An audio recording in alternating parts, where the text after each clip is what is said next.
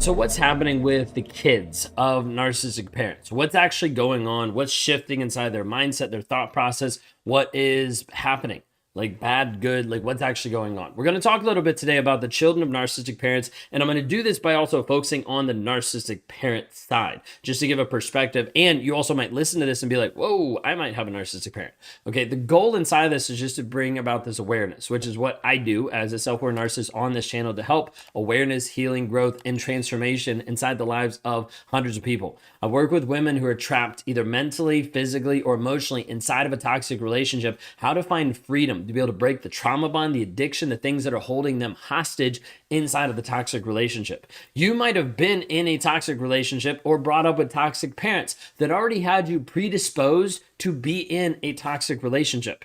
It's like a lot of times we'll see people that have grown up inside of a toxic family, in a toxic household. They then are almost attracted to narcissists.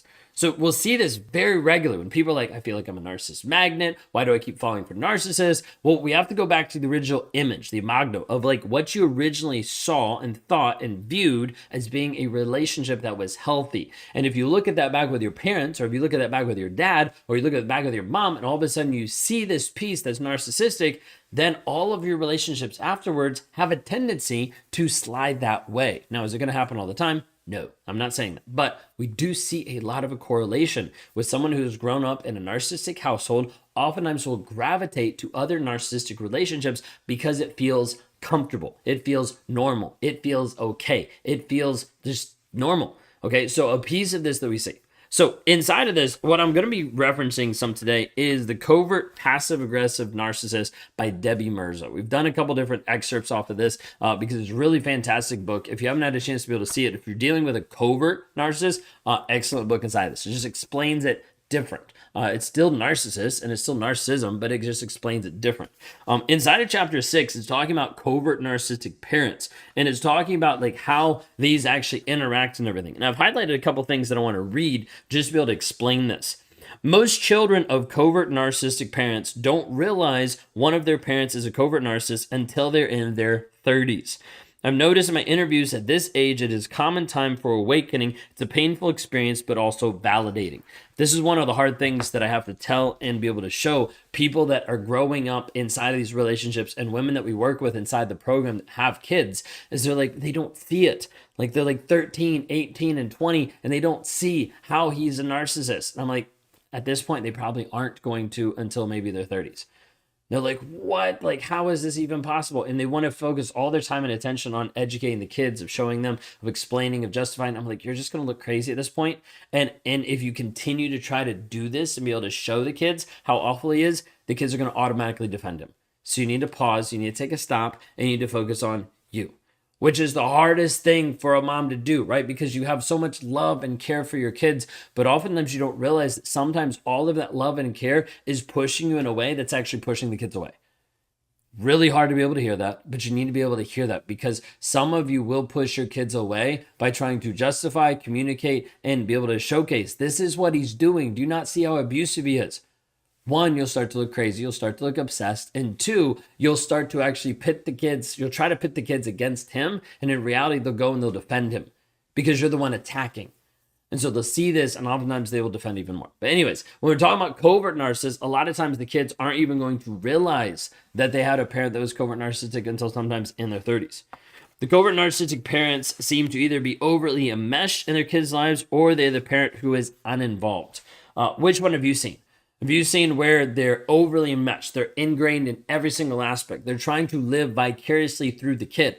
So at this point, like maybe you grew up and you had parents that they were trying to be able to push a lot of things on you. You have to get certain grades. You have to be in certain sports. You have to act and look and be a certain way because of the family image, because of what they wanted, or because they didn't have this. There's many different aspects of enmeshment, of being very, very, very close. You'll see this probably the most often with boys with their moms. That's the place where we'll see a lot of enmeshment. With a toxic mom, then you'll see the enmeshment with the boy. I don't have that experience, so I don't really speak to it that much because I don't really know a whole lot of details about it. But that's what I've seen as being one of the most common ones. The other thing it says is the piece of parents who's uninvolved. You will see this the most inside of narcissistic males, that they've been in the relationship and they've been completely checked out. This was me the first couple years of our relationship and the first couple years of our daughter's life. I was completely checked out. I had to work. I had to do everything else. I had to focus on all these other things. I had to be with all these other women. Like everything was focused on me and what I wanted, but I was checked out. I was uninvolved in the rest of their lives. So you're going to see this a lot of times. You'll see a guy who's uninvolved in the first 5 years of the kid's life. Then he walks back in. He's like, I'm the best dad ever. And all of a sudden you're like, where have you, like, what? This doesn't even make sense. But he's going to do this to try to be able to manipulate the kids. It's a very covert, passive-aggressive way to try to manipulate the kids. So what's this here? The parent who is absent or uninvolved will connect with their kids if the conversation centers around a topic of interest to the covert narcissistic parent. In these moments, the child feels loved, but it doesn't last. The covert narcissist won't engage in what the child needs. They do not know their children and are not aware of their needs. They may know them on a surface level, but they don't take the time to really get to know them on a deeper level. They often label their kids as being certain ways that are far from the truth of who the kids actually are. As with all narcissists, they project their own issues onto their children, calling them manipulative, controlling, selfish, and other traits that they possess themselves. Okay, so a big aspect here of not engaging is what the kid actually needs. You will see this so much. People are like, how do I help my kids inside of the narcissistic relationship? I'm like, provide a safe space for them to be able to express anything emotionally and for you to be able to support them no matter what. Why? Because they're not going to get that on his side. Like, he's going to show up only caring about what he wants. If they don't fall in line with that, then he's like, I'm out. I'm going to focus on something else. So you have to be able to focus on creating this nice warm space for them to be able to process emotions and deal with things in a healthy way. Some covert narcissists are great with young kids and they reach an age where they think for themselves. That's when the covert narcissist or mom or dad begins to pull away. They'll get more irritated and frustrated with their kids because the covert narcissists are no longer seen as amazing.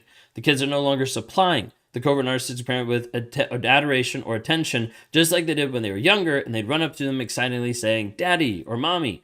Whether the parent is overly involved or very uninvolved, the impact is the same. There's no help with the development of self from either one. The child feels alone and seen. So I've said this multiple times. Some people like this, some people don't, but I've seen it happen, so I'm going to say it. I've seen lots of narcissists be uninvolved very, very early. So like baby till like 3. Okay. Why? Because it's a baby and it cries, it poops, it pees, it sleeps, it eats. Right. And so there's not much supply that the narcissist can get from it. If anything, it's an inconvenience. And like it's distracting. It's keeping him from his partner being having sex with her. Like there's many different pieces, but it's like, okay, this is an inconvenience. Then the kid gets to be a little bit old enough that they can have the adoration phase of like, oh my gosh, this is dad. This is exciting. They can play. They can do different things. And all of a sudden, like there's this connection that seems like it's real. It seems like it's amazing. Until the kid gets old enough to start thinking for themselves, pushing back, and then you see abuse and aggression come out. Okay, now the kid's disrespecting. Now I'm pissed off. Now, this could be as early as like 5 or 6, right? And they start to get independent. Or this could be as early as like 7, 8, 9, 12, right? Of getting to a place where they start actually questioning, like, wait a second, like you just said you were going to do this. Now you didn't do this. Then there's this piece of like guilt and shame, all these different things that get activated where then he's like, hey, I'm pissed off now. I don't really care. And then he disengages. So you'll see different ebbs and flows, but oftentimes you see very early a disconnection because they don't want to be inconvenienced. Then at a young age, a connection, and that's typically trying to be able to interact because they're getting supply and they feel amazing. Then around like teens or early teens, this aspect of like another disconnection simply because, okay, they actually see it. Now, sometimes the kids don't see it if it's covert, and then there's almost more of like an enmeshment piece, right? That continues going on until they discover it and figure it out later. All right. Hopefully that makes sense, and hopefully this is connecting you so far. Again, if you haven't had a chance to be able to get this book or read this book, is The Covert Passive-Aggressive Narcissist by Debbie Mirza. Okay. A common theme that I've seen with children of covert narcissistic parents is that it's hard for them to believe in themselves. They doubt their own capabilities. Often the covert narcissist will make them feel terrible about themselves when they give them advice, but act as if they care or that they are concerned. The children feel downtrodden, discouraged, stressed, and confused, and it's hard for them to think clearly and to feel any strength around the covert narcissistic parent. Like believing in yourself, that's one of the biggest things that a narcissist will prey on. So you grow up in a family that you don't believe in yourself because you've been in a covert narcissistic family ecosystem. And then it's like setting yourself up of like, hey, I'm this person walking around that doesn't believe in myself. And narcissists come up to you and like, let me help you believe in you. And then he does this for a period of time and then he dumps you. And then he switches and then he changes, right? Like that's the piece he's looking at you being like, oh, she's vulnerable. Let me build her up so that I feel better about myself and I can control her and make her to be what I want her to be. This is why I don't think a lot of times trying to heal people from narcissistic abuse doesn't always work in like a one-on-one setting because it's easy for them to rely on another person. Instead, we have to help you build up your transformation internally. Like it's not good enough for you to be able to get healed by relying just on me and my content, right? But like I work on coaching people inside of groups, inside of communities, inside of places that I say, hey, here are the tools. Now here's what you need to do. Here are the next steps. We can process, we can work on things, but it ultimately comes down to a piece of like, I need to rebuild you from you, the inside out. For you to have a place where you're confident, where you're believing in you, not because I believe in you, but because you believe in you. Now, sometimes it's borrowed. Sometimes it's like, hey, I believe in you and you can make this. And then you make it and you're like, oh, you believed in me and I made it. And I'm like, yeah, now you could believe in you to make the next step. Because I have to be able to help build this inside of you, the confidence, the clarity, the certainty inside of you.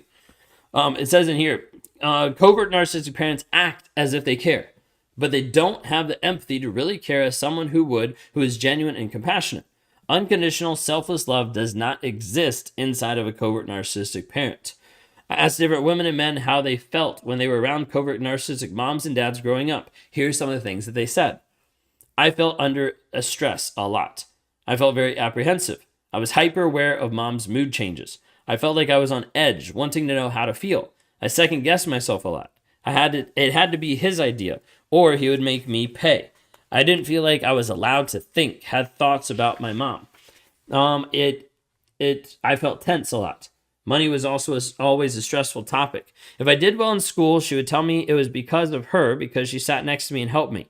I often had headaches and a tight neck. I felt a lot of anxiety. The list goes on and on. Like it's like 2 pages. I'm not going to read the whole thing. But I want you to be able to see, like, there's a lot of different things that a narcissist projects onto a kid and that the kid feels. So we'll run out of time, and I will be here all day just trying to go through this one chapter. So we're going to pause. Here it is again. The Covert Passive Aggressive Narcissist by Debbie Mirza. Okay, so if you're wondering what book it is, check that out and get that. Here's the end of the day. Okay, end of the day, what I want you to understand is if your kid is involved in a relationship, like you are here, there's the toxic guy in your life, and then there's kids involved in the mix, right? If they're there, you have to be able to provide an emotional safe space that allows them to believe in themselves, because the covert narcissist in your life, he won't do that. He's going to continue to degrade, devalue, and put them down. And you might be like, well, he wouldn't do that because he's a nice dad, but he's doing it to you.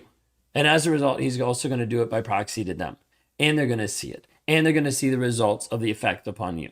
Your kids see a lot more than what you want to believe. Many people are like, my kids don't know anything. Yeah, that's ridiculous and completely untrue. Your kids are going to see and feel and sense way more than what you're ever going to feel, see, and sense, simply because some of your senses have been desensitized over the years, and especially by being with a toxic guy. They might be hyper aware, anxious, vigilant, confused, wondering, bewildered about what's going on, but they know. So there's a big piece that you need to understand. There is not a healthy father and an abusive husband. It doesn't work that way. They go hand in hand. And how he treats you is eventually also how he'll treat them. So what you can do is help provide this mentally and emotionally safe space that you accept the kids for who they are. You help strengthen them mentally and emotionally. You help build up themselves, their belief in themselves, their confidence in who they actually are. And moms listening right now, the best way to do this is to heal yourself first. Because the only way that you're going to help your kids is if you have actually healed you. No amount of therapy, no amount of money poured into the kids will fix them if they still look at a broken mom that is not working on herself. Out of your own healing comes your kid's redemption. Let's focus on your growth and your development, because when we do that, it trickles down. When your cup runs over, it overflows and starts to fill up theirs. But otherwise, if you're not focusing on you and your growth, you're trying to pour into your kids from an empty cup. I want to help you heal to a place that your life is a beacon of hope and light and guidance to your kids. If I can help with that, go to rawmotivations.com to learn more today. Are you in the process of having to co-parent with a narcissist? Maybe your narcissistic ex-partner, you're struggling to be able to get onto a common ground of like understanding like what's actually true, what's right, like how do I actually navigate this thing that's happening between him and the kids now? Like you're wondering maybe can narcissists actually co-parent? Like is this even possible considering like how self-centered a lot of narcissists are? Like how are you actually navigating co-parenting while also prioritizing the kids' well-being? Because that can be a difficult topic as well as we touch into this. So we're going to dive into a little bit of co-parenting with a narcissist, narcissist ex-partner, how that looks, because it's incredibly challenging. We've talked to many people that have struggled with this piece of trying to co-parent with a toxic person because they're self-centered, because they're manipulative, because all these things will impact not just you, but also your children as well. So we're going to dive into some of this dynamics so you understand a little bit more about it. If you guys are new here, my name is Ben Taylor. I'm a self-aware narcissist on this channel to provide awareness, growth, healing, change, and development. I'm the founder of Raw Motivations, the creator of the Narc app, and your guide in the 45-day Clarity Challenge you can access at claritychallenge.net. One of the top things that we hear from a lot of times is people asking about co-parenting. How do you do this? How do you actually work with a narcissist when you can't go no contact, when you share kids, when you have to have some back and forth communication? How do you navigate it? So let's dive in and let's talk about it a little bit. Okay, first off, we have to understand some of the traits when you're talking about co-parenting with a narcissist. Okay, first and foremost, the biggest thing that people don't want to hear is narcissists do not care about your kids. Period. That's it. Like you need to be able to get this through your understanding and know and realize that the other person that has treated you awful throughout the whole relationship does not care about your kids. They prioritize their own needs and own desires over the well-being of you, over the well-being of your kids. This includes the kids. Like you just need to be able to hear this. Narcissists do not care about your kids. Okay, typically when we're talking about co-parenting, narcissists care about their image and care about their money more than they do about their kids at all. Co-parenting with a narcissist requires you to understand their patterns, their manipulation, their lack of empathy, and the tendency to be able to use the kids as pawns to control you or to bolster their image, to make them look better. You're going to see this a lot of times the custody agreement, the divorce process of when they're trying to get more time with the kids, but they don't want to spend more time with the kids. They might pass them off to someone else. They might leave them at home, whatever it might be, but it looks better. Like he's able to show up and flaunt the kids to other people so it looks better for other relationships. It looks better because he's a doting dad. It looks better because this looks like the best parent ever. Like a lot of times it is used to bolster their image, to make them look better to the rest of society that they're showing up in this certain way. Now this is where people start getting offended, where people start getting frustrated. Like it's not just that, like all this kind of stuff. At the end of the day, you have to remember and you have to understand that an absent parent is better than a toxic one. An absent parent is better than a toxic one. How does that sit with you when I say that? And leave a comment down below so we understand, because you need to be able to see this. A lot of times people will cling to the idea of like, but I want them to have their dad in their life. I want them to have the other parent. I want this to work. You have to understand, once you've been with a narcissist, typically never works. Especially in a positive co-parenting aspect that you see happen in other people's relationships. Think of it this way. A narcissist a lot of times will use visitation, like schedules with the kids, as a means to control you. A lot of times you're going to see this in constantly changing plans, trying to make sure that they're disrupting what you already have. You're like, hey, it's your weekend, and you make a plan. You make a trip. You decide to do something with friends or family, and somehow, randomly, there's other issues on the other side so that it disrupts your routine. It disrupts what's actually going on. This is meant to create tension and also to put in a sense of they're in control over you. Like this also will put them in a place where they'll start to try to turn the kids against you. So like just trying to give a lot of different examples about the manipulation that's going to happen inside this co-parenting aspect with a narcissist. Of like trying to make sure that they pit the kids against you, the kids pit against like each other, all different types of things will happen. Triangulation, all these different pieces where they're trying to undermine the relationship. They're trying to undermine what's happening between you and your children. You need to understand like this is very much one-sided, where the narcissist is not going to give empathy, support to the kids. Not in a loving, healthy, emotionally connected way, because they don't engage that way. So as a result, the kids will look for that from you. While at the same time, a lot of times the other partner will get to the place where they're giving gifts, they're trying to spend time, they're trying to do all these things, but there's not actually quality there. It's just a lot of times transactional. Let me give you this so that I look better. Let me do this so that I look better. Okay? Part of the problem with co-parenting is, like I kind of mentioned before, is it doesn't really work. You see this in like healthy relationships, and you're like, maybe it can be like that. Unfortunately, with a toxic person, it is not about that. It's not about working together. Instead, we have to actually look at setting boundaries and establishing a parallel parenting approach. Okay? Co-parenting a lot of times won't get you anywhere. But when we talk about parallel parenting, this is where you and the other person focus on separate aspects of your child's life and limit all direct communication. So what this typically looks like is they like when the kids are with you, it's one way. When the kids are with him, it's another way. Like that's it. And they don't crisscross. They don't interact. And so it's not like you're doing joint things together. This is where a lot of people struggle because they're like, but I want to be there for the kids. I want to be there to see this. This is the price moving forward that a lot of times you have to pay when trying to parallel parent with a toxic person. Is like that doctor's appointment you're not going to be able to go to because that's on his weekend. The game that you're going to, he might not be able to go to. Whatever it might be. There's lots of nuances, but there's a piece of it understanding that when you have a clear separation, it helps the kids more. Because then they're able to be in an environment where they're not continually getting put in a toxic situation. They can see other role models. They can see other people that are actually leading them forward in how to process their emotions and their feelings. But then you also have to set these clear boundaries, making sure that the other person understands this is what's going on. This is how we're going to communicate. Like one of the best ways is using a co-parenting app because things are tracked. You can use that in like a court setting of like, here's all the communication. Maybe if you can't get the other person on that, then it's email. You might be like, but they won't even do that. You need to understand if you go to the place and you block them and you say, hey, this is triggering me too much, you can contact me through email and I'll respond. You can contact me through the co-parenting app and I'll respond. And then you go no contact with all the other devices. Like you have to make sure you set clear boundaries. The problem is you might have set a clear boundary of like, hey, we're only going to communicate over email, and then you started responding to their calls. Then you started answering. Then you started texting them back. So you showed them that, hey, this is a boundary that I want, and then you didn't stick with it. Now, I'm not saying this to put you down. I'm just saying this to show you that if you are not extremely consistent, the narcissist will obliterate any boundary that you have.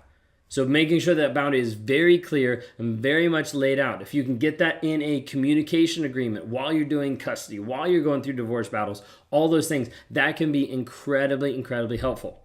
This will help a lot of times mainly protect your well-being. Also, a lot of times reduce conflict. It reduces it because you're creating space.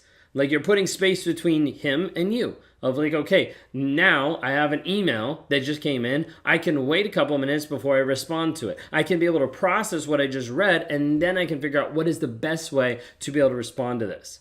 So you need to understand a narcissist in a co-parenting, a parallel parenting situation is going to want to get you on the phone. It's going to want to get you on FaceTime. It's going to want to get you like on the phone. It's going to want to get you in person. Reason why is the majority of the time a narcissist that can see you or that can interact with you in person knows they can manipulate you, knows that they can twist it, knows that they can control the version of reality that you're actually experiencing. This is why you want to be able to communicate through an email or through co-parenting app, because that's going to help the most. This is the hardest part for people, of understanding that like you cannot let a toxic person back in to where they can interact with you face to face, because they will get you almost every time. Also, when you do that, you are not able to get documentation of what they actually said, of what actually transpired, of how they communicated. Those things can get shown when we have it documented in a co-parenting app or in email. Now, understanding like all of this, there's a huge part that people are like, well, how do I make sure my child doesn't become a narcissist? Or how do I make sure that the influence doesn't make them a narcissist? A lot of times it's helping you get to the place where you prioritize first your own growth. And then that growth, the overflowing of that growth, of you developing you, becomes the next generation's like a blueprint of how you're leading yourself, ends up being how you lead your child. A lot of times people want to fix the kids, fix what things that are going on with them, while they're not actually doing a daily practice of self-care and working on growing themselves. You hear it on the airplanes. You have to put on your oxygen mask first before you put on your child's. It's the same thing in the healing process. Like, you cannot stand as a powerful person to help your children move forward if you're not built up already with the self-care and with the daily things that are going to help put you in a place of confidence and clarity of who you actually are. With this, you have to focus on providing a stable, a loving environment for them and help shield them from the negative behaviors and manipulation that the toxic person is doing. This, a lot of times, is creating an emotionally safe place for the kids. Now, this could be going to the place of seeking support from friends, from family, getting into therapy for the kids, like all these different things. But you need to understand is providing an emotionally safe place for them to be able to process guilt, shame, how to be able to work through that. That is absolutely important. They're not going to get the same emotional safe place on the other side as you can give them. So it is important that you actually help them move forward. If you're at this place where you're struggling with co-parenting, with parallel parenting, love to be able to help you, love to be able to talk to you, like reach out for help. You can go to rawmotivations.com, click on the one-on-ones. Would love to walk you through some of the things that we talk to people about to help them heal. Because the first and foremost is we have to work on your mindset, your thought process to make sure you're in a good place, and that will help you be more effective in setting up boundaries and leading your kids and is standing as a beacon of light to help influence other people to growth and to development. Co-parenting with a narcissist doesn't even exist. No matter what you think, no matter how you want it to happen, you hope and you pray, maybe we could just get along and we can just work this out and it won't be this giant battle with the kids. But everything you look at the past has always been a giant battle with the kids. And co-parenting doesn't exist. There's not a reality that you can move into a relationship with a toxic person, then get out of that relationship with a toxic person, and then magically have him respect and love and honor you. It just doesn't happen. So what happens is you get out of the relationship and it ends up being the same as in the relationship. It's just abusive through the kids. And the co-parenting idea would be fantastic and great if it could actually work and if it could actually function. But this is trying to work with an abusive bully. Doesn't really care about you, doesn't really care about your feelings, your emotions, doesn't even care about the kids, but realizes they're effective pawns in manipulating your emotions and manipulating you. So as a result, the abuse they used to put on you, he now puts through the kids to you, on you, so that you're distracted, you're frustrated, and you wonder, why can't he just co-parent with me? It's not going to happen. Now, I'm not saying this so that you get discouraged, and I'm not saying this to give up hope.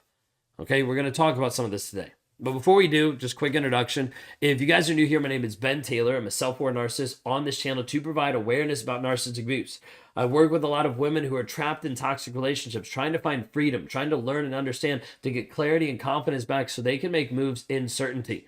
If you're looking to bring back your power, your strength, stand up as a woman to rediscover your voice and no longer deal with this bullshit anymore, then I want you to go to rawmotivations.com just to learn a little bit more about what I do and how I can help you move forward today. When we're dealing with parenting and co-parenting, the co-parenting piece doesn't exist. This guy that didn't respect you before doesn't respect you now. It's not going to work, and you're not going to see healthy communication come out of this because he is not healthy. This has been a problem for a long period of time. His communication has been an issue for a long period of time. So consider when you're trying to go after this piece of co-parenting, just know it doesn't exist.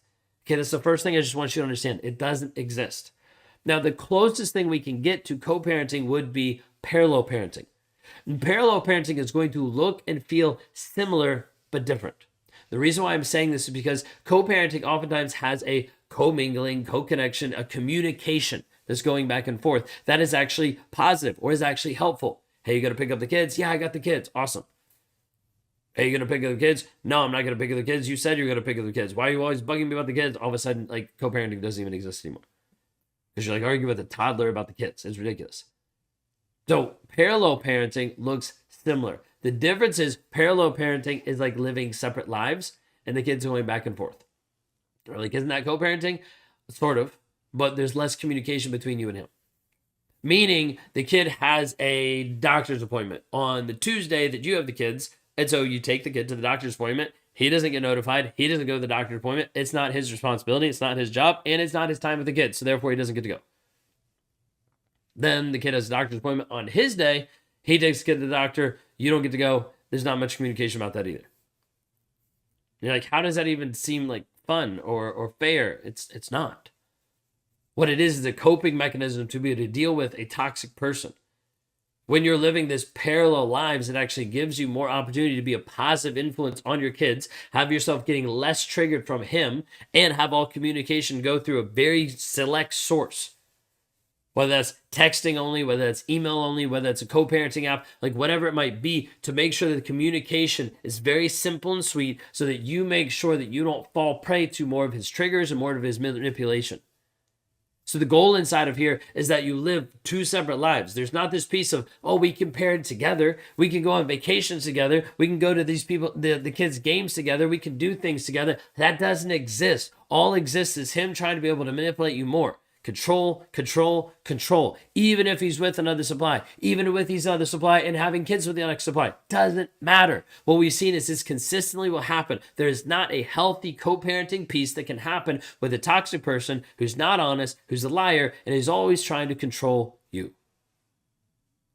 So in this place of parenting, it comes down to a simple place of communication. And we have to understand some of the reason and the process that the narcissist wants to communicate with you and how and why.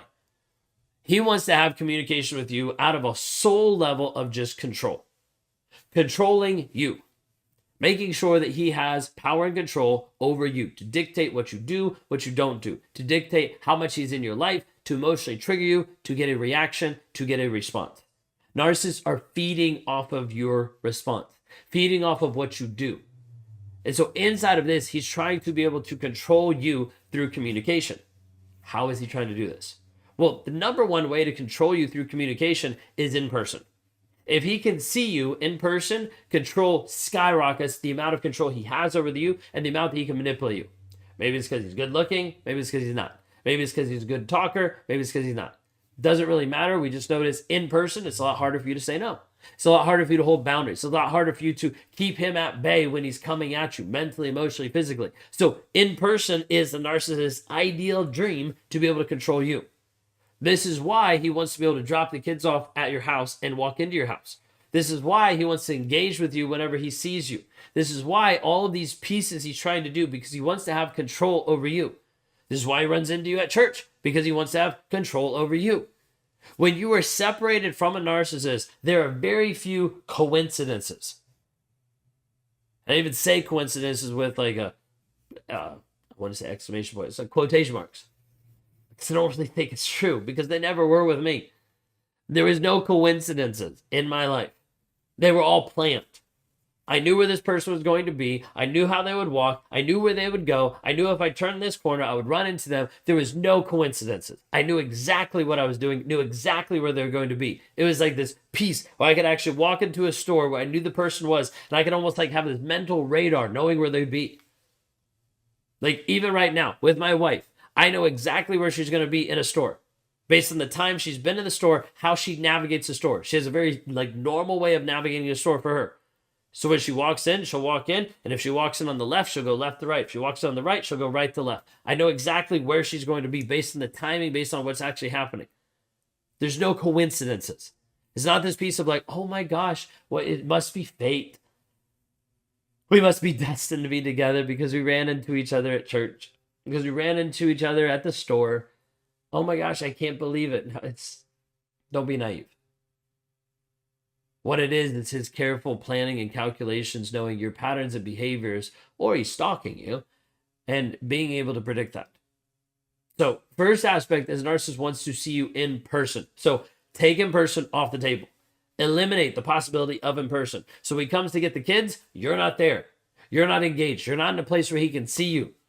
Because they're old enough, they're outside, they're waiting on him. Because they're not old enough, like you send him out the door as he gets there, so that like you are not engaging with him.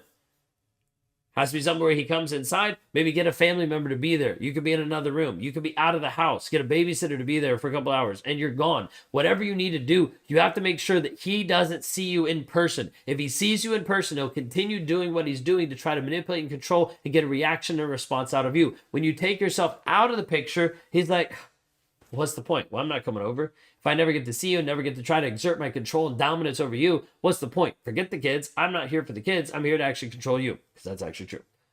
So the first piece, he's trying to control you by being there physically. Now, physically doesn't work anymore, so we got to use a different communication. So then he's going to try to FaceTime you, right? If he can't actually be physical, he actually needs to see you face to face. So he's calling the kids when it's your night to have the kids, and he wants to call the kids to put them to bed. Okay, at that point, you pick up the phone, and the FaceTime clicks on, and he never sees your face. FaceTime clicks on, he sees the kids. Say the kids are too young. FaceTime comes on, set it in front of the kids have whatever interaction, you leave the room, you come back, you shut the phone off. That's it. No communication. He doesn't hear your voice. He doesn't see you because he wants to be able to see that to manipulate you. He will say things to trigger you. That's why it's better for you to even be out of the room, so you're not listening to the conversation, so you're not listening to what he's saying. Now you might be like, well, what about my kids? Okay, you're going to teach your kids and show your kids how to actually live and process and do things apart from him. The biggest thing is you're trying to mitigate your triggers, your controlling piece in the situation. So FaceTime doesn't get to see your face. He only gets to see the kids. Then like, okay, no FaceTime, just phone calls. Okay, phone calls. You want to start limiting those. Limiting what you say, limiting what you talk about. Maybe having it on speakerphone, maybe having it around other people. If you can make him aware that other people are hearing him, he might temper what he's actually doing, what he's saying. But ultimately, we want to get to at least text. So there's no FaceTime. There's no like face-to-face communication. There's no phone communication. There's just text message. Why? Because we need a record of what he's saying. We need a record of what he's doing. So he says something and he agrees to something, and then later he decides, oh, I want to go back on that. You can just go back and screenshot and be like, nope, this is what we agreed on. Like the whole goal is we're trying to be able to get stuff where it is actually set, where you can actually see it physically, actually see it versus the verbal communication. But then with that, you need to be able to shut off your notifications. You need to be able to hide notifications from him so you're not constantly triggered as he's texting you 24/7. And then you need to get to a place where you have it on a parenting app or where you go to email. Like all of this, you're trying to lower the amount of influence he has on your life, the amount of connection and communication and control that he can exert over you. So instead of face-to-face, you're only going to do FaceTime. Instead of FaceTime, you're only going to do communicating over the phone. Instead of over the phone, you're only going to do texting. Instead of only texting, you're on a parenting app or you're only on email. Instead of doing any of those, you're completely no contact and you have a lawyer or a third person to be able to communicate with anything that needs to happen. There are ways to do this. And at the very least, your communication has to ramp down and down and down and down so that you're not triggered constantly. So you're able to actually be healed and healthy and whole moving forward. And you can't do this when you're in a triggered environment 24/7. Hopefully this helps inside the communication piece with the parents. Hopefully this helps with the co-parenting versus parallel parenting, like you being able to step into a place where you rediscover you set up your power, your boundaries, and you don't let him cross them. You have to train him. You have to train him like a dog of like saying, hey, this is what I'm going to do. And I'm going to do this so consistently that you figure it out eventually. But you have to be consistent. Otherwise, he'll learn and he'll look at himself being like, she doesn't care about these boundaries, so I'll keep rolling over them. If this video has been helpful, leave a comment down below. Let us know how it helps. Let us know what other questions you have today. How do you co-parent with a narcissist? How do you actually work together one-on-one with a person that has been toxic and abusive to you, maybe even to your kids, and then now you're trying to figure out how to be able to handle 50-50 custody, how to be able to handle going back and forth, the drop-offs, the communication, the triggering moments that he's trying to do to you like day by day, how he's trying to manipulate the kids or condition them. Like when you deal with this aspect of having a toxic co-parent, you struggle with having effective communication, because it's all trying to trigger, trying to control you. Maybe you want to create a healthier co-parenting dynamic, or you're trying to figure out how do I even work past these challenges. Today, we're going to jump into some of the practical tools and strategies for co-parenting with a toxic person, helping you prioritize your well-being, the safety of yourself and the kids, and your own peace of mind moving forward. If you guys are new here, my name is Ben Taylor. I'm a self-aware narcissist on this channel to provide awareness about narcissistic abuse. I'm the founder of Raw Motivations, the creator of the NARC app, and your guide in the 45-day challenge. I want to be able to help you actually move forward from where you are to where you want to go. The 45-day clarity challenge helps you rewire your mindset, getting rid of the trauma bond, getting you out of the rumination, and ultimately helping you step up as a person of freedom, saying this is who I am, this is my purpose, my vision, my values. You can access that at claritychallenge.net. When we talk about this aspect of co-parenting, it's difficult to have a co-parenting relationship with a toxic person. You've probably already seen that, or you've probably been searching about that, being like, how do I actually manage that? One of the things I want to bring up first and foremost before we dive into the individual points is to think of the word co-parenting and how that's not really going to be applicable to your situation. Co-parenting works when you have two parents that are working together for a common goal, maybe the good of the kids. The problem is with a toxic person, they don't have that same common goal in mind. They might say that, but what actually shows up is not that common goal of actually caring about other people. So instead, what you need to be thinking of is a different word, which is parallel parenting. What this looks like is two separate lives, two separate aspects that happen simultaneously from each other. Of being able to say, hey, when the kids are with me, I focus on the kids and what they need during that time. So let's say they have a doctor's appointment. There's a doctor's appointment. The kid goes to the doctor's appointment with you, and that's it. When there's a doctor's appointment that falls on the other partner's day, then they go with that person. Very much separate lives. There's not a crossover. There's not really interaction. There's not really showing up at the same places together, things like that, but it's definitely separate lives. This is hard. It's not easy to do, but this is one of the easiest ways to move forward in separating so that you don't get triggered. And so this person doesn't have power and control over you. All right, so we're going to dive into 4 different topics and 4 things that I want to use to try to help you understand how to be able to move forward in this process. First and foremost, that I've mentioned a couple of times, but I want to make sure it's loud and clear for you, is using the B.I.F.F method for high conflict for communication practices. Now, what this looks like is brief, informative, friendly, and firm. The B.I.F.F method is an effective communication for any types of high conflict. It just works really well when we talk about narcissistic personality disorder and trying to co-parent with that type of personality. So it emphasizes on helping you actually give a framework of what you're trying to do. It helps give a framework of, hey, this is how the text or the email needs to be laid out so that I'm not getting sucked into a toxic environment and I'm not responding emotionally. With doing this, it helps you say, hey, it needs to be brief. It needs to be short. We're not going to go into a whole lot of detail. We're not going to focus on a lot of things. But we're only going to focus on what is essential. Just informative of like, hey, here are the facts. Here are the things that we need to do. You need to drop Johnny off at the school at 10 o'clock. Like whatever it might be. Like it needs to be just informative. And it needs to maintain a friendly tone. You're like, why would it need to maintain a friendly tone?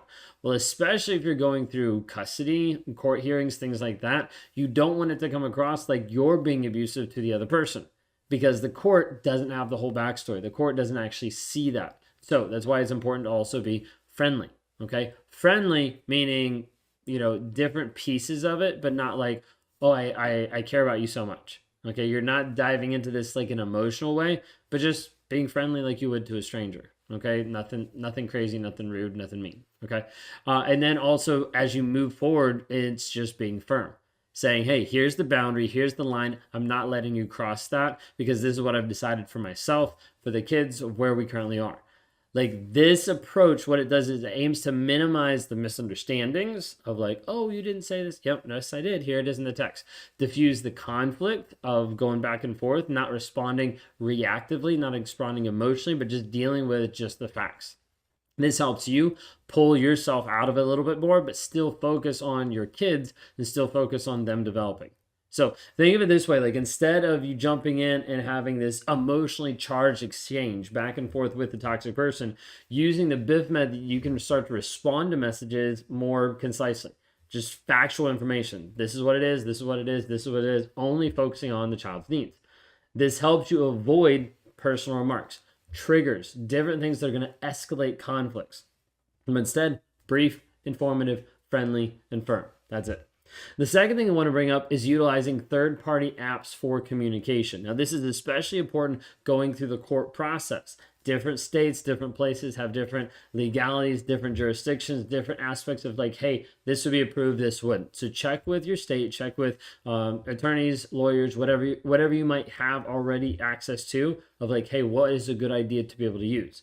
It might be something like our Family Wizard or Talking Parents app, or there's a plethora of different apps out there that you can use in co-parenting situations. Now, the reason why we're using a third-party app is because it helps all the communication to come through one spot. There's less opportunity for you to get triggered if that person is no longer allowed to call you on the phone or to text you or to send you an email, but it all has to go through one spot. You can mute the notifications. You can check at certain times during the day. You can start to regulate it more then you're getting inundated with a bunch of texts, phone calls, FaceTimes that ends up triggering and pushing you even further. Okay, so this whole piece is just to help you reduce contact, but it helps maintain the contact in one single spot. Especially going into the court process, this is very essential because then you have all the documentation of the communication in one place. A lot of them, that's why you want to check with different courts, because they'll be like, hey, this one is acceptable, this one's not. These apps provide a structured platform where you can share important information, you can send money depending on what platform it is, you can send documents, you can have people sign stuff, like all different things. But it helps it all keep it all in one spot.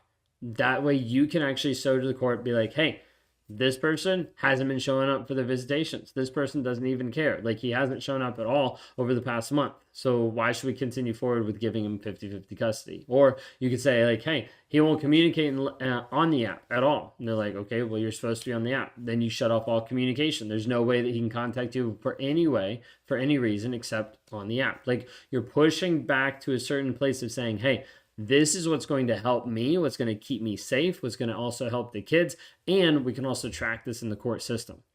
Our Family Wizard, Talking Parents, Co-Parenter, like, allows parents to minimize the communication in a neutral and like an organized place. So like, look into some of those. Okay, some of them are different. Some of them offer like calendars, like shared calendars, expense tracking, secure messaging, different pieces of transparency. It's like, just look into see what might work best for you. Okay, now the third point I want to bring up really quick is making sure when you go through divorce, custody process, all the things like that, you create a parenting and communication agreement. You need to establish very, very clear and comprehensive parenting and communication agreements early on to set boundaries, to manage expectations, provide a framework of this is what it's going to look like. This is when you're dropping off. This is when you're picking up. This is what it looks like. These are the days that you have. These are the days I have. These are when you have to approve going out of the country, like all the different things. Like, it needs to be there. But then you also have to have it set in there of what the communication needs to look like. Like, all of our communication is going to go through Talking Parents app. Like, all of our communication is going to go through whatever it might be. Like, you have to get very, very clear.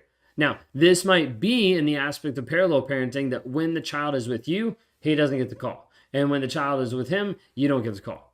That is hard and it sucks in a lot of ways, but at the same time, if you establish something so clear and so stark, then you have less chance of getting triggered. Okay, you have less chance of the narcissist trying to abuse you by calling the kids to try to trigger you, to try to mess with you, to try to make you spiral out. All right, the last thing that I put that kind of goes along with this as well with the third-party apps is also third-party communication and third-party drop-offs. So what this looks like is oftentimes having a middle person in between the relationship. This could be your attorney. This could be your lawyer of like, hey, all communication has to go through them.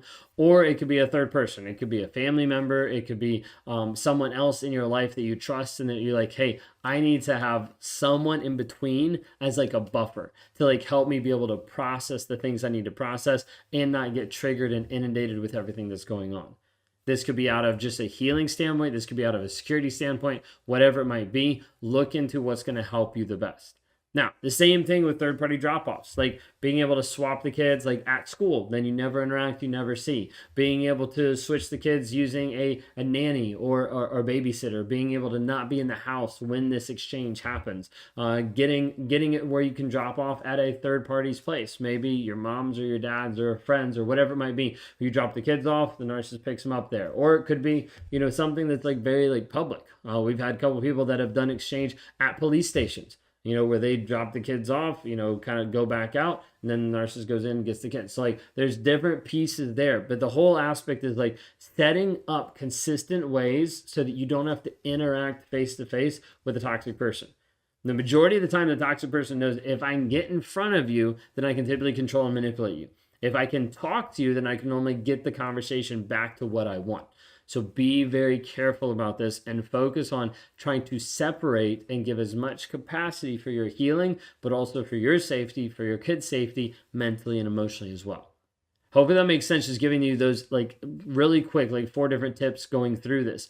If you're at the place where you're like, I need to break the trauma bond. I'm stuck with this person mentally and emotionally. I'm away, but I'm still stuck. Go to claritychallenge.net. We've got our 45-day clarity challenge there to try to help you understand and to move forward in your healing. When you're able to access this and do this, you're able to move forward understanding the story that you believe and not get sucked back into toxicity over and over again. If you haven't already, subscribe, like, rate, review. Thank you so much for either listening on the podcast or watching on YouTube or any of the other platforms, and we'll see you guys next time.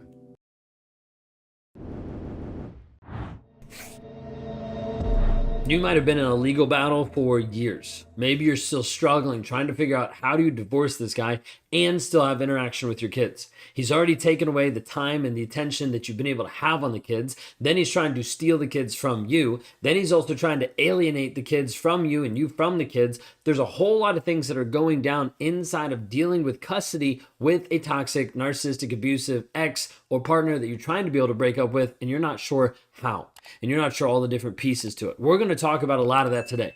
But before we do, I need you to make sure you understand where I'm coming from. My name is Ben Taylor. I'm a self-aware narcissist on this channel to provide awareness about narcissistic abuse. I help women that are trapped in a trauma bond, the toxic relationships, find freedom, be able to break the trauma bond, eradicate the triggers, and find and rediscover their voice, who they actually are, and how to stand up in strength. I also work with toxic guys that have been liars, cheaters, and abusers to help them actually find truth. And the ones that are willing to put in the work, we see effort and we see results. Inside of all of this, if you want to talk to me more, or you're interested in what I'm currently talking about or some of my channel, go to rawmotivations.com. We'd love to be able to help you move forward in your healing process there today. So when we talk about all of this piece of custody, and we talk about parenting, and we talk about how you actually navigate this situation with a toxic, narcissistic, abusive ex, this gets very dicey and this gets very confusing. Now, part of this, I want you to understand, I am not offering legal advice because I don't know all the legal ramifications, and I also don't know where you are. Sometimes when you're tuning in from all over the world or all different states, there are multiple different rules and regulations based on this. For instance, some places you have to be separated for a period of time. Some places you don't. Some places you're required to go to mediation. Some places you are not. Inside of all of this, you need to understand there's going to be different nuances and opportunities for your growth and development, but also for your avoidance of things that will just prolong the process. One of the things that prolongs the process typically is mediation. If you have to go to mediation, make it as quick and as easy as possible, but it is hard because mediation typically drags out the process for a much long period of time. What you need to understand going into any type of mediation, custody, going into any type of like back and forth with a narcissist on a legal front is don't tell him what you want. Don't be clear on this is the exact thing I want. If you say I want X, you're not going to get X. You will never get X, and he will do everything to make sure X never happens in your life. So inside of this, you can go in saying what you want. Just make sure that whatever you're asking for is higher than what you actually want. Like, yeah, it's like a bargaining piece. But I have to have you understand, if you don't do this and you go in, say, let's say asking for money, just to give us a number. Let's say you go and asking for 1,000. He's going to want to bring you down to 500 or 0, but he's going to want to bring you down to 500 so that he feels better because he won over you. So you need to go in being like, if you want 1,000, you need to be like, I'm going to ask for 5,000. 5,000, he whittles you down to 2,000, then you still get what you want because you only wanted 1,000 to start off with. I'm using the money just to give you a number, just so you have an idea, but this can be in anything, especially when you move into the area of the kids and you move into the area of custody. Sometimes you'll get to the place where you're like, I want to have the kids 24/7, and he takes them completely away. This piece, he'll oftentimes come back at you trying to figure out what can he do to just hurt you? What can he do to be able to take the kids from you? What can he do to just like push things on you to make you feel bad and make him appear and look like the good parent? Now, he's not the good parent because he's been disconnected. He hasn't been in their lives. He hasn't been in your life. He's been abusing you. And in proxy, he's also abusing the kids. But he's going to try to keep a certain image. He's going to try to look and act and be a certain way to be able to show other people, I'm a good dad. I'm showing up for my kids. I'm fighting for my kids because she's trying to take them away from me. There'll be many different types of scenarios that he'll try to switch and try to make it seem like he's the good guy and you're the bad guy. Know that going into mediation, custody battle, divorce, you're always going to look like the bad guy. You have to let that go. You can't be holding on to the piece that you need to look like the good guy inside of this relationship. You can't look like the good gal as you try to get this divorce. He needs to paint someone as the scapegoat. You're going to be the scapegoat. That's the only option. Now, you can be at the place where you're like, hey, I'm going to prove that I'm right and that I'm good. And what you'll do is you'll probably just lose yourself and you'll lose the battle. Or you could say, hey, I'm okay with being the bad guy in his eyes because I actually know who I am and he doesn't control that and he doesn't control me. All of this to be able to say, I want you to be able to see, don't waste time trying to fight and trying to argue and make sure that you are the good guy in the situation. He's going to always paint you as the bad guy because he doesn't want to actually own up to any of the things that he's actually doing. So when we're dealing with this piece of custody, we're dealing with battles. Mediation is going to drag out longer than what you want. Mediation is a place that you want to try to communicate, hey, I'm going to communicate above what I want so that when he haggles me down, when he comes back with different offers, then I go with his offer, then he feels like he won. If he feels like he wins, you might have a faster chance of getting out of the relationship. If he doesn't feel like he wins, then he's going to keep going back and forth, back and forth, back and forth, 24/7. Now, does that mean that every time you do this, that he's going to feel like he wins, he's going to leave you alone? No, but we have seen it work multiple times. So mediation oftentimes doesn't work. Position yourself so that you, quote unquote, lose, but you still win what you're actually trying to win. In the custody piece, you need to understand, oftentimes narcissists are looking at custody with the kids for only one main reason. Well, we'll say two. Two main reasons, which would be image and money. So he's looking at it being like, how do I control my image and look like a good parent by having the kids? And how do I control the amount of money? Do you realize the majority of times the reason why he's not letting you have the kids 24/7 is because it's going to cost him more money? Like the baseline principle of what we see 9 times out of 10. The main reason why he's not letting you have the kids 24/7 and signing over his rights is because he doesn't have to pay for the kids. Because if he has the kids 50-50, then he's going to have to pay less, or maybe not at all. But if you have the kids, then he knows he's going to have to fork out money every single month to be able to take care of you and the kids. So inside of this, you have to understand, he's only looking at it from his perspective and what he wants. He's not caring about the kids. He's not caring about their growth. He's not caring about their development. He's not caring about anything about them. All he's caring about is his image, fighting for the kids, or his money, saving money by having the kids. Now, even if that ends up being a bigger stress on him, he would rather find another supply to be able to come in and babysit the kids because he doesn't really care about the kids. What he cares about is image and money. It's the biggest things he's caring about going into this. So also, what you can do is you can use this to try to be able to leverage.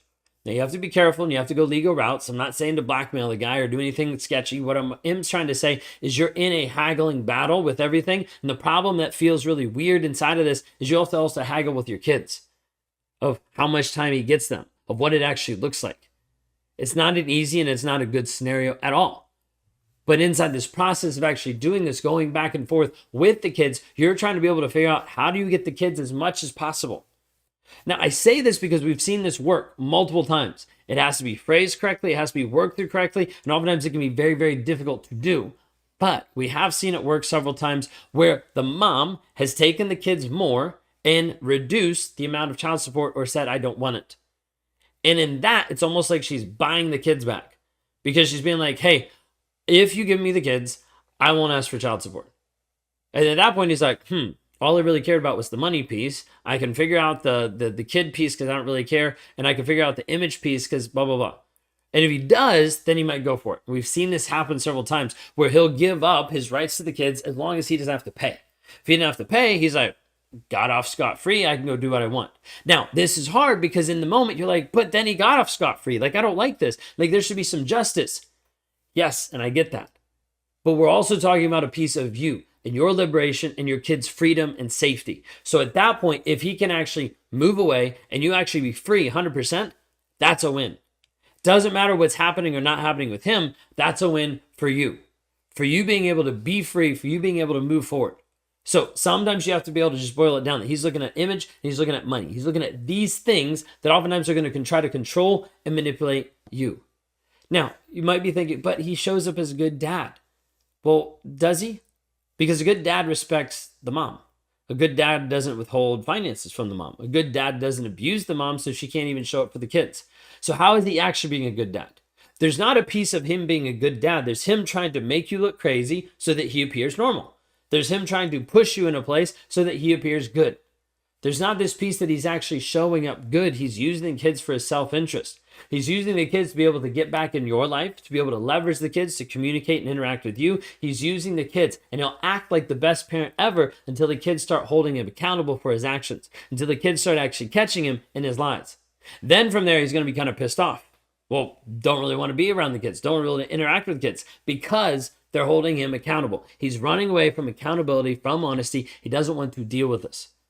Hopefully this helps at least crack open the box a little bit about co-parenting. We talked about in communication using the B.I.F.F method: brief, informative, friendly, and firm. Using that as a framework for all of your communication. It's better than gray rock, especially going through the court system. So you don't appear like you're being abusive by not communicating him. You're just simply keeping it very brief, very just factual, not bringing emotions into it. You're moving into a place where it's friendly, just like you would to another coworker, but it's also firm, having healthy boundaries. We have other videos that talk way more in depth on that, but I felt like with the co-parenting, with the custody, we should at least throw it in, because you need to have tools to be able to help you heal, but help you have these healthy boundaries in between you and the toxic guy in your life. Custody and parental alienation is not fun at all. The biggest thing that I would leave you with today is simply saying, if you don't heal yourself, you will lose the kids. I've seen people that have gotten free, broken away from the narcissist, but not healed. And because the triggers were so visceral, because the emotions were so high, they still push the kids away. So just understand, this whole process of growing, developing has to start with you. It can't start with you focusing all on the kids. It has to start with you focusing all on you. And out of your own healing comes your kids' redemption. Out of the overflow of you growing, developing you, they start to be able to experience the grace and the goodness and the joy of life. Well, right now, they can't if you're trying to pour into them out of an empty glass. So focus on you, focus on your growth, focus on your development. If you want to know a little bit more about what I do, you can go to rawmotivations.com. If you're like, hey, I want to take the first step, then you can go to rawmotivations.com. Click on the programs and click on Unchained. It's kind of like our entry-level program just to give you an idea and an aspect of what's going on and how to actually liberate your mindset and how to actually be free starting today.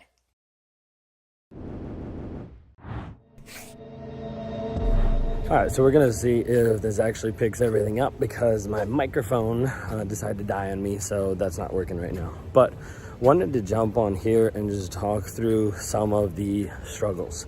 So there's gonna be some different videos that you're gonna be seeing, and some of them are gonna be walk and talks. And walk and talks are simply just gonna be you having to put up with me rambling for a couple minutes, and we'll see how it goes. But anyways, inside of this piece of being who I am and the things that I've struggled with, it doesn't mean that where I am now, everything works perfect or everything works great. Instead, there's a lot of times where there's a lot of struggles. There's a lot of mindset shifts. There's a lot of things that are difficult on a day-to-day basis to be able to work through how I'm thinking, how I'm feeling, the things that are actually going on, the things that are actually happening consistently. So inside of this is starting to learn and trying to figure out, how do I actually process? How do I actually work through different things? One of the things I know about myself and my personality is I will get very easily triggered, right? Like, there's a piece of getting triggered, getting frustrated, getting annoyed when things are happening or when things are not going my way, right? Very selfish, very entitled. That's the piece of like narcissism that we talk about. That's a piece that we've been working on. That's a piece that I've been trying to be able to change and adjust. But it doesn't mean that the triggers aren't there. It doesn't mean that the triggers have just completely eradicated and gone away. So one of those triggers is my daughter, right? And my daughter, being 5 years old, she's at a point where she will say what she wants, right? She'll say, hey, that person looks fat. Or she'll say, hey, this is going on. Or, hey, like, why does this person have blue hair? Like, just stuff like that, right? They're 5-year-olds. They don't understand any type of aspect of what they ask, what they say. And in the moment, she just asks, right? But this piece of us being able to help her grow and develop has been a goal inside of having her learn emotions and having her learn a safe space where she can be able to express, this is what's going on, this is what I'm feeling, this is what I'm thinking, regardless of how it sounds, how it comes across. Now, with all of that, it's been really good to be able to see her growth and her development. Part of this is us trying to make sure that she has the upbringing and the growing up that we want her to be able to experience. And part of that means experiencing emotional safety. Now, emotional safety inside of this is making sure that she feels comfortable to be able to push back. She feels comfortable to be able to say, I don't like this. And she feels comfortable to say, this isn't what I want. And some of that is great because she needs to know how to be able to set boundaries and how to be able to have boundaries. And sometimes it doesn't feel so great because we're trying to be able to correct her, or we're trying to be able to discipline her of something that she did or didn't do, or something that she said that she was going to do and she didn't. And that gets really frustrating. That gets really annoying. So one of the pieces that will trigger me in the moment is her lack of respect, right? And here's the thing. Respect is earned. It's not just dictated. Most people want to say it's dictated, and that's how I wanted to have it for the most of my life. I just wanted people to respect me because, well, they should, right? That's what I think they should, so they should, right? But that wasn't the case. And so inside of this, she'll have moments where she will not respect me, right? Like where it'll be, hey, I need you to do this, or I need you to listen, and she doesn't listen. And that right there is a trigger for me. It's a trigger because in that moment, it just pisses me off. It's this piece of like, you should listen, right? Like that piece. And so this is one of the aspects of just different struggles of trying to work with and trying to deal with my 5-year-old, when in reality, all I'm trying to work with and deal with is me, of how I'm actually showing up, of how I'm actually communicating, of what I'm actually working through on a day-to-day basis. And if I don't actually work on adjusting my thought processes, my emotions, my feelings, then what happens is I start taking it out on everyone else. A lot of times we'll think through this piece of how to be able to help the kids work on their emotions, or how to be able to help them work through different things. But in reality, the majority of times inside of parenting, it's how are we actually doing it ourselves and leading the kids. Because the majority of the time, they don't even understand how to be able to do it, how to be able to work through it, how to be able to process the emotions, the feelings, the things that are going on. And this is one of the most difficult things for me. I know that I have to be able to create a safe space for my daughter. In doing that, that means I also have to create stability inside of my life. I have to create stability in how I'm showing up. I have to create stability in the things that she sees, the things that I do, and how I communicate and how I interact, all of these things. And if I don't create this stability, then it becomes really difficult for her to be able to see, how does she process stuff? How does she work through stuff? How does she deal with her emotions? But that's the piece that's difficult. It's very, very difficult, and it's very hard for me to do. That's just some of the struggles. Some of the struggles too is when someone's not understanding something. And this is what I've recognized. And my wife and I both are very similar in this regard. When someone doesn't understand something, we will repeat it, right? Because you think they didn't hear it correctly. They didn't realize, they didn't put all the pieces together. But the hard part is when they don't understand it the second time, right? Then that's where it's like, well, let me repeat it again. And let me repeat it a little bit louder. Let me repeat it in a different tone. But it never really gets the point across. But this is one of the struggles of communication. Communication, of trying to be able to figure out how to communicate in a healthy way, how to communicate sometimes in a different way that's going to get the point across. But this sometimes can be a trigger for me because I say something and someone doesn't get it. I understand it in my head, but my wife doesn't get it, or Sophia doesn't get it. And then the next response is, well, let me say it again. Well, let me say the same thing again. Let me say it louder. Let me say it more aggressive. Let me say it. And it keeps going back and forth. It's not healthy. It's not a great way. But it's also a challenge. And it's a challenge we've realized, hey, a lot of people struggle with it. It's not just us. There's a lot of people that struggle with it. So our daughter will do the same thing. Like, she'll find herself at the same place being like, hey, I need you to understand this. And we're like, don't understand you. We don't know what's going on. And then she just keeps repeating it louder and louder. So all of this is just showing the struggles that I have are stuff that's going to be reflected inside my relationship, going to be reflected inside my daughter's, going to be reflected with all different types of different people and different types of things, simply because my relationship with how I function, how I process, is going to be what leads them and what guides them, what helps them.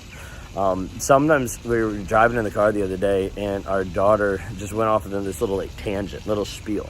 And it was completely just like irrelevant, and it was completely just random. And what she was trying to do in that moment is she heard both of us talking, and she was trying to engage in the conversation and tell us a story. But the story didn't make any sense. It was just rambling different words together and saying that something was so annoying and saying that something is. We started picking up, and like, she's just mimicking us. She's mimicking the different words, the different phrases, different things that we do. Now, one of our babysitters said one time, like, you should get her into drama because she just loves drama. She'll sit down and she'll replay a movie, like, with her stuffies and with herself and with other people, like, acting the different parts. She was like, you should get her into drama. And we started noticing part of this is she's just picking up. She's picking up and she's learning all the different pieces. So I know for me that there's going to be struggles. There's going to be triggers that I'm going to have on a day-to-day basis in how I show up and how I interact and how I engage. And some of those triggers are going to be frustrating, where it's going to want to piss me off. It's going to want to say, this is ridiculous, I hate this. There's going to be different triggers and frustrations, like thinking, well, no one's understanding it. And it's almost like I'm speaking like Mandarin Chinese and the other person is speaking English, and I'm like, well, if I say it louder, they might figure it out. You know, if I say it more aggressively, they might figure it out. And that's never the case. So all of these I share to be able to say that this is the piece of just life where it gets really, really practical. Like the different struggles on a day-to-day basis of how do you actually function and work through some of these things on a day-to-day. So it comes down to a simple fact of I have to work on me. I have to work on my emotions. I have to work on how I process things. I have to work on how I communicate stuff. And it's not good enough just to tell her that, hey, you need to figure this out. It's not good enough just to show up, but not have this communication piece dialed in even more. So I'm on this constant journey, this constant evolution of trying to figure out, how do I show up better? How do I show up every single day in a way that's engaged, in a way that's connected, in a way that's actually helping her grow and develop who she actually is? And so this is the piece that I'm going to get triggered from my daughter. I'm going to get triggered from my wife. There's going to be always different triggers or different moments that are going to happen on a day-to-day basis. But inside of those struggles is also the most learning experiences that you can even have. Because inside of the struggles, it ends up being times and opportunities that open up that showcase, okay, well, this is what I'm learning here. I can't communicate the same way that I've always communicated. I can't expect that respect. I can't, all of these different pieces that I have to start learning and developing for me. And part of that's just being real. This is what I struggle with. This is what I'm dealing with. Acknowledging that is one of the biggest keys and one of the first things you can do. Because when I start to acknowledge it, then I start to bring people on my team. I start to bring my wife onto my team, and she starts to understand, hey, I think you're triggered right now and you need to take a moment. Hey, I think no one's understanding you right now. You might need to rephrase that. And all of this is just trying to be able to have a different way to interact, a different way to be able to show up, a different way to be able to be there and work through some of the struggles that I have just on a day-to-day basis, how I show up and the things that I'm working on.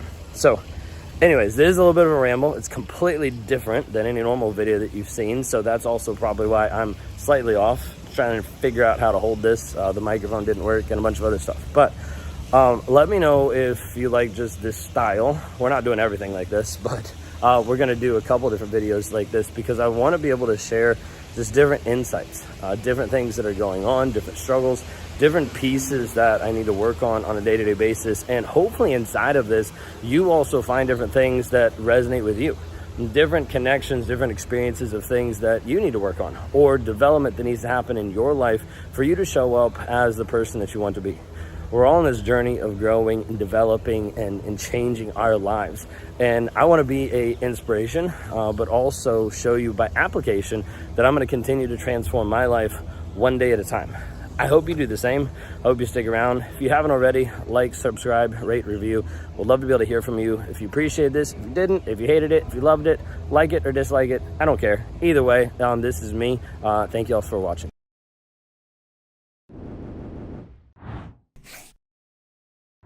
Going no contact with kids. Probably one of the biggest topics that come up whenever we talk about going no contact, getting away from the narcissist. People are like, how can we do that? How is it even possible to do it with kids in the picture? I have kids with him. We've been together for so long. There's all this entwinement and enmeshment between different kids, between different families, all these things. How is it even possible? Majority of people think that it's not even possible at all. So as a result, it's like, nope, can't do this. It's impossible. I want you to stop for a moment and just consider, what if it is possible for a moment? That's it. I'm not saying it is for you. I'm not saying that it is a reality for you. I'm just asking you to think outside the box just for a minute of what if it actually is possible? What would that look like? What would that be? What would that do for you? What would that do for the kids? And you might be wondering, how do I even protect them through this different dynamic? How do I work with them so that they don't become toxic? They don't get traumatized from this. How do I actually do this? Well, we're going to talk through today some effective strategies. about going no contact while prioritizing the needs of your children and what that actually looks like. So stick around for a little bit. If you like what we're talking about here, like, subscribe, rate, review, like anything like that to try to help people understand more about narcissism. And if you're new here, my name is Ben Taylor. I'm a self-aware narcissist on this channel to provide awareness of narcissistic abuse. I try to be able to talk from my experiences, try to talk from my perspective, also try to talk from the thousands of clients that we've worked with one-on-one or in group settings to help you get the right tools to get free mentally, emotionally, and physically from toxicity. How to continue moving forward in your growth, in your development, and in your change. If we can be a part of that, then I want you to go to rawmotivations.com because love to be able to talk to you there, love to be able to help be a part of your healing journey. So understanding like no contact, excuse me, no contact with kids is more complex than anything else you've ever done. Because you have different pieces legally wise, different pieces emotionally wise, different pieces logistics wise that come to the picture that make it very, very difficult to go no contact with kids.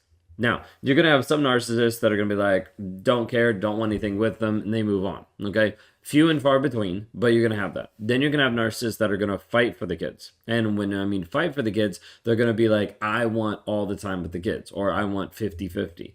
Now, you need to understand just first and foremost, the reason why a narcissist is fighting for the kids 50-50 is just because either image or money. That's typically what it boils down to.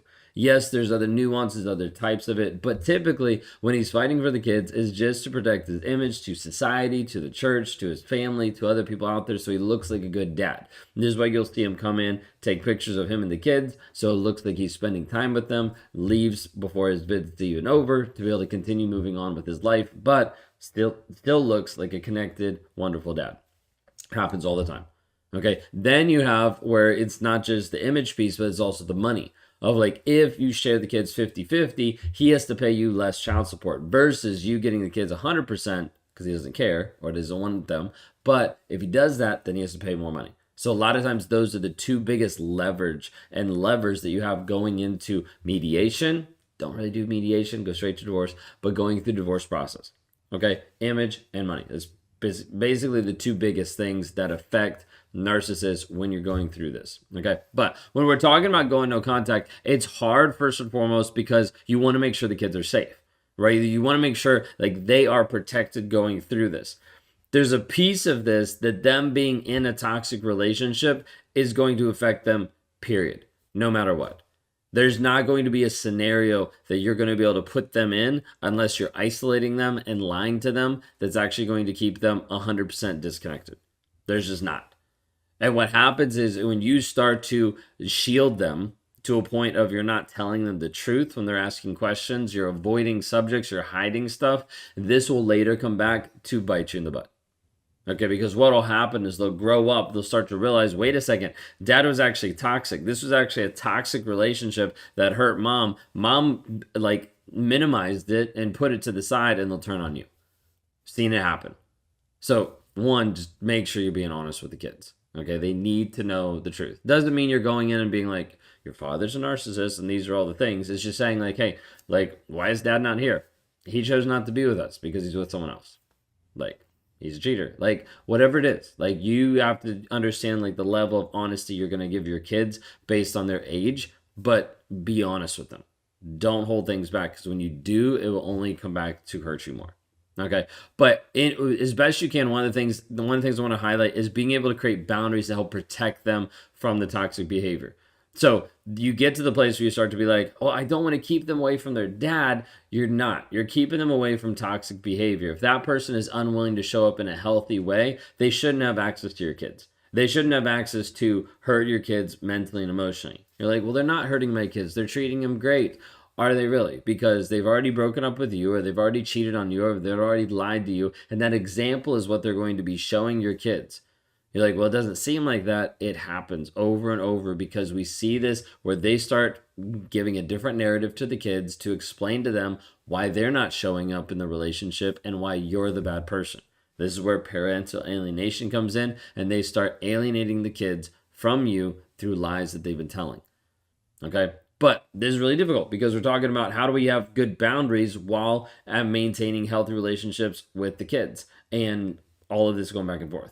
Okay, you might get to the place where you realize, hey, your narcissist behavior negatively affects the kids, their well-being, their emotional, their mental support. This gets you to the place of like, I have to seek a better environment for them, so you go no contact. You break up, you start the divorce process, whatever this might be. Now, I mentioned before, like we have to be able to consider legal stuff, legal custodial considerations, because you have to consult with people that are in your state, your country, like your area, to be able to understand what are the legal ramifications of what you need to do. Some places it's easier than others. Some places it's automatically 50-50. Some places you have to file differently. There's a lot of different pieces. I don't deal in that piece. I deal in the mindset piece and what they're actually thinking on the other side. So legal advice is not the part that I take, but that's a piece that you need to be able to understand. What are my rights? What are my responsibilities regarding custody, visitation? How do I put this in? What I would say is, going through the divorce process, be incredibly specific about what you not just want, but as far as how the communication is going to work, how the custody, how the swaps are going to work. You have to be really, really clear with this. Otherwise, it will get violated. Like, you will have your boundaries pushed over and over and over again. So having a parenting plan, a communication plan, this is going to help safeguard your kids from this excess tension that's going to happen between the two of y'all. Now, is it still going to happen? Probably, because the majority of narcissists are going to push back on you anyways, but you want to be able to have this set in stone as best as possible. Okay, the whole aspect is you want to be able to minimize the opportunities, the gray areas in this aspect where narcissists are going to exploit the situation. Try to be able to get you to react, how to get you to respond, so that you look like the crazy one. So reach out for legal support so you know what's going on. All right. Then, like, communicating through another person or communicating through a third party. So this might be like communication through an actual person, a third party person, or a third party app where it's like tracked and able to be submitted to the court. This is going to help a lot of times with this going no contact piece, because they no longer have access to your phone. They no longer have access to your email. They no longer have access to you. They only have access to that app in regards to the kids. Then anything they say there, you can also take back to the court system and be like, look, this is abusive. This is how he's responding. He's unwilling to work with me. All these different pieces. Okay, the whole goal is you want to minimize contact first and foremost. So if you can't go no contact, it's like, let's minimize it completely. Okay, let's get it into only email, or let's get it into an app or things like that. And this is where people struggle, because they're like, well, I told him to get into the app and he didn't. That's where you bring in some of the no contact piece of like, hey, would love for you to be able to interact with the kids when you need to know what's going on. This is how we're going to do it inside this app. And then he's like, well, you keep me from the kids. No, we're doing it inside this app. So more than welcome to answer your questions, talk to you, interact with you about the kids only inside this app. And then you block and you go no contact with everything else, and then he either shows up on the app or he doesn't. People are like, that seems aggressive, or that seems like, how would that even work? It works, because the narcissist will keep trying to push your buttons and realize when you actually mean your boundaries for once, then he actually starts either falling in line or breaking them completely, and you can go back to the court system and be like, hey, this is what's going on, and then go legal action. Is that easy? No, not at all. But it is the path that a lot of people have chosen to take that actually helps get them the most freedom. Okay, the whole aspect is trying to first minimize any contact. Now, what does no contact look like? Sometimes that's using the co-parenting app. Sometimes that's using a place where it's a third person talking to them and you don't have any interaction. Like, with no contact, you'd want to be able to do like drop-offs and swapping out the kids where you don't have any interaction with that person. You don't even see them. This is why some people drop the kids off at school. The other person picks up the kids from school. This is why sometimes they drop them off at like a parent's house or a nanny's house, or like we've had people have done swaps at police stations so they don't have to interact or see the other person, because the narcissist wants to see you. If he can see you, there's a higher level he can trigger you and he can start to control you. Okay? Going no contact is not easy in any regard. With kids, it's harder. Okay, but it is possible. There's multiple people that I've talked to that we've coached that have gone completely no contact with having kids with a toxic person, whether that's even from domestic violence, whether it's different aspects that they've been able to get restraining orders, different things that they've brought into the table to help with that. But it is possible. Just putting that out there. Now, it might not be probable or applicable for your situation, but there is several people that have done it. And I say that just to expand your aspect of thinking of he doesn't need to have as much access to you as he probably does. Like, he doesn't need to be calling you. He doesn't need to be FaceTiming you. He doesn't need to be interacting with you in those regards. You need to limit the access so that you're as minimal or as no contact as possible. This is hard because you're also relinquishing different pieces of control over different aspects of either your life or the kid's life. So he wants to call and talk to the kids. Okay. You set that up in your communication agreement, in your divorce agreement, all these different pieces, and then he calls and talks to the kids. When he does, it might be something that you give the kids the phone and you walk away. Because he's going to say stuff to the kids with you around to try to trigger you to get a reaction out of you. Like, you have to remove all access of you from the narcissist. Otherwise, he will continue to poke and prod and push the buttons over and over and over again. This whole aspect of minimizing the contact is to help you heal and also for you to help create a safe space for your kids. Like, your home has to be a safe place where the kids feel secure and loved, because they're not going to get the emotional and mental support from the narcissist.